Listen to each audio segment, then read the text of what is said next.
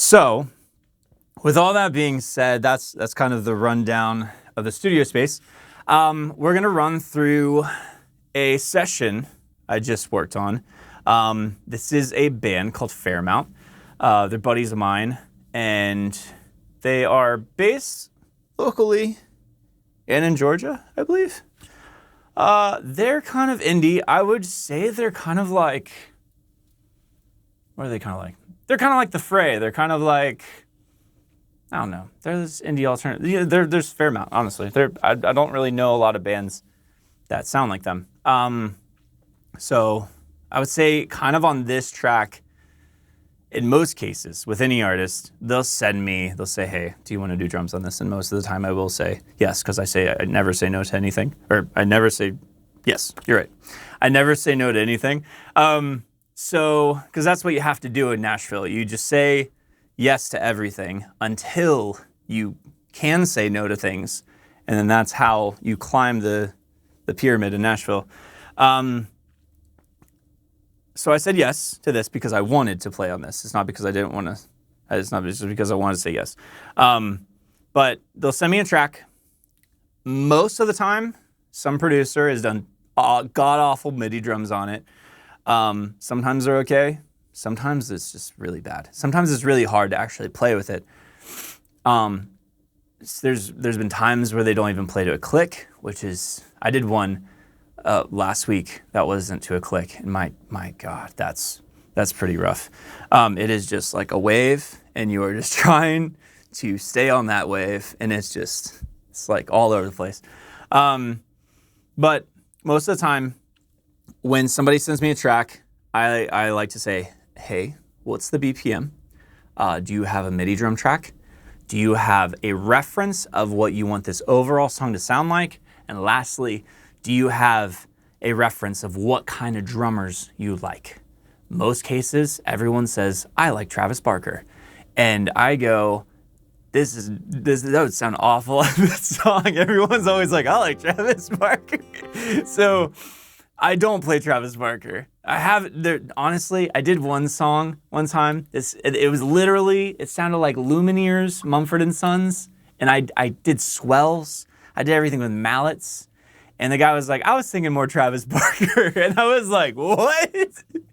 And no lie, I put Travis Barker drums to this Mumford & Sons sounding song. And it kind of popped off, but I just never thought. I put down this drum track so confidently saying, this is it. This is exactly what the song needed, because he didn't really give me anything. He didn't give me any MIDI drums. It was literally just him and acoustic guitar.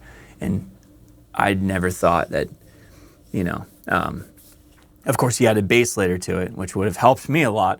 But I put Travis Barker drums on it. So you always want to make sure, who you're talking to. It's all about communication. You want to communicate. It's their vision, Sometimes if they've watched you, if they've heard you, they probably want you to drum on the song because they like how you play.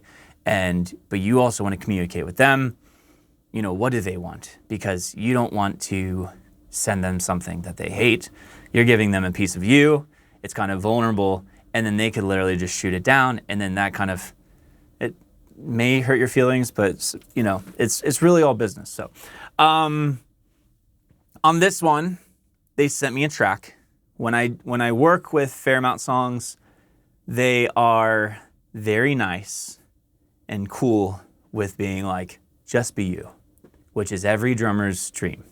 They didn't really give me a reference of like, we want it to sound like this or we want it to sound like this.